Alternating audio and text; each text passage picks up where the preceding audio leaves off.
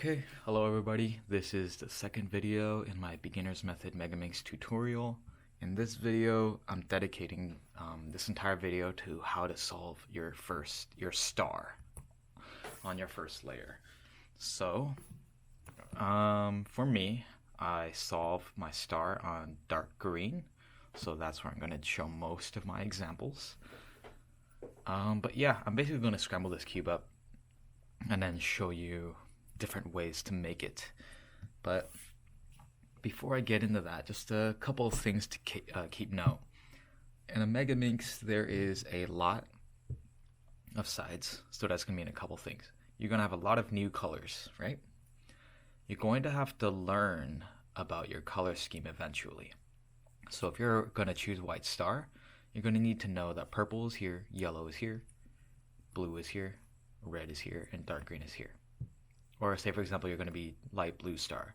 You're going to have to learn that the adjacent sides, dark green is here, cream is right here, and then the left of dark green is purple, etc. You're going to have to be pretty comfortable with whatever color scheme that you end up choosing.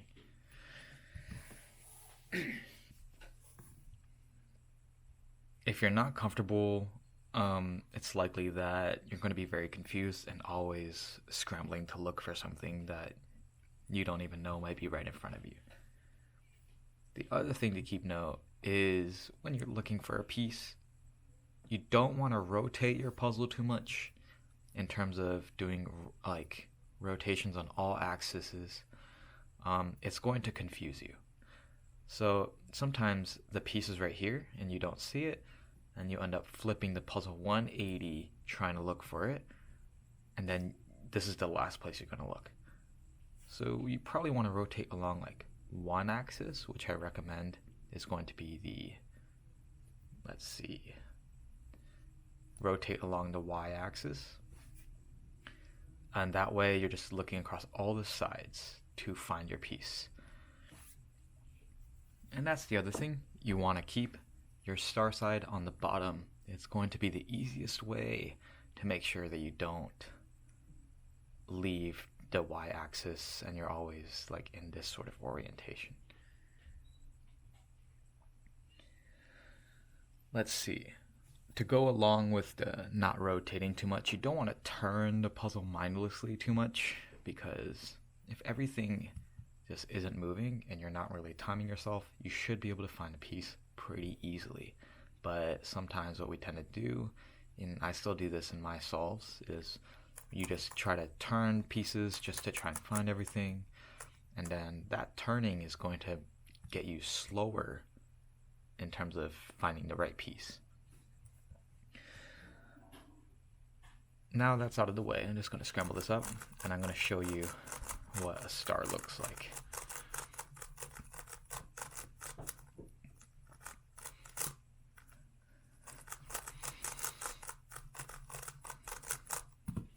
Okay, so real quickly, before I show you specifics on how to solve star, I'm going to show you what the star looks like.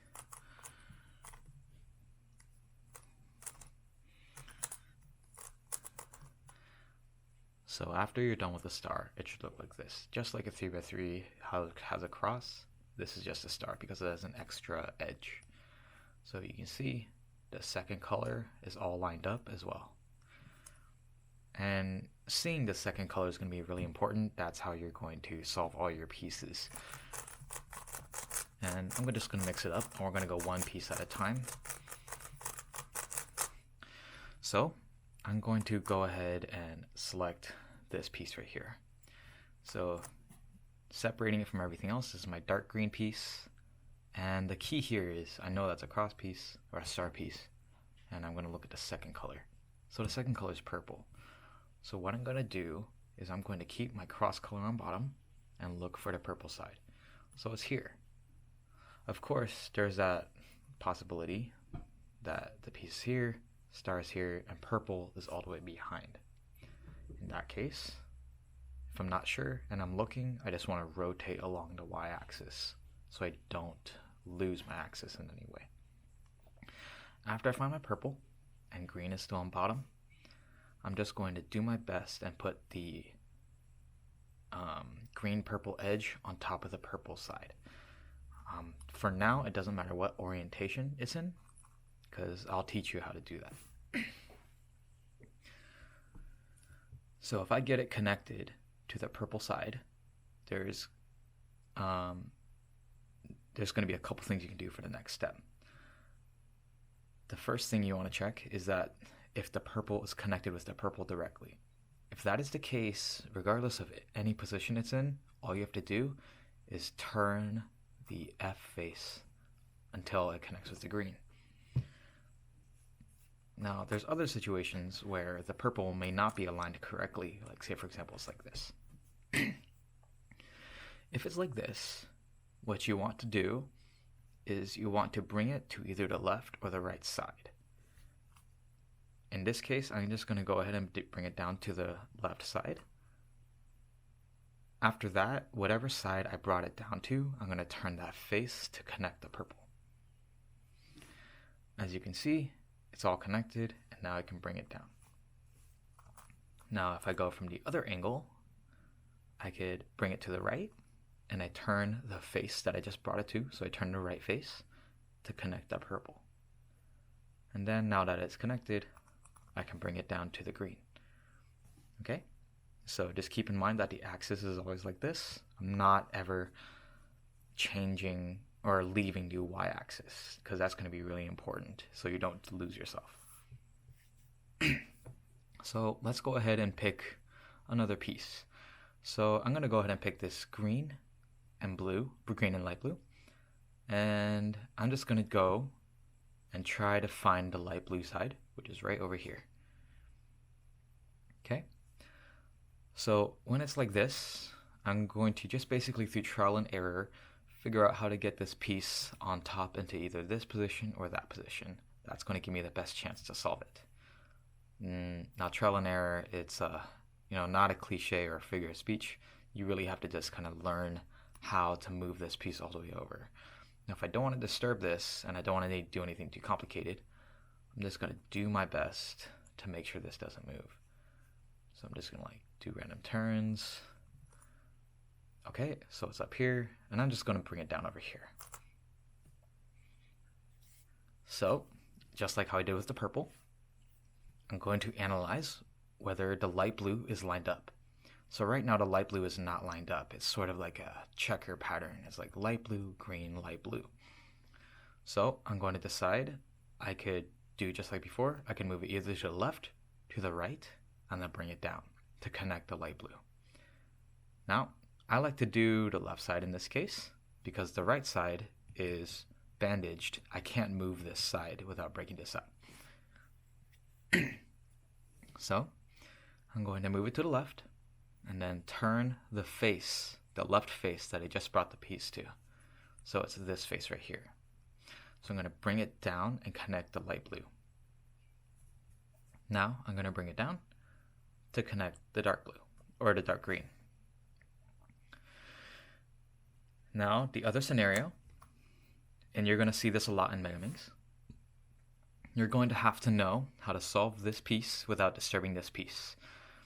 The example here is if everything else is solved, so every star is solved except this one, and you're going to have to understand how to not break it apart. So, there's a couple instances that I'll show you. One is where you put it right on top. So when the light blue is not lined up, what you can do in this case is, just like I did before, you can see that I'm not going to disturb this side if I bring it to the left. Now, if you can't see that, or you don't want to do it like that, you could try bringing it to the right. When you bring it to the right, remember how you bring down that side to connect the light blue? So when you bring down that side, if you track this piece right here, I'll keep my thumb on it, it's going to move the star piece. So if I solve this piece, I know I have to move this side. So all I have to do is when I bring it down and I solve it, all I have to do is bring this back and it's solved. Now there are other instances where say for example, it's all the way here. Your cross piece is locked in between two pieces. When it's locked between two pieces, all you have to do is bring it to one of these layers and then turn it. So I'm going to go ahead and bring this up,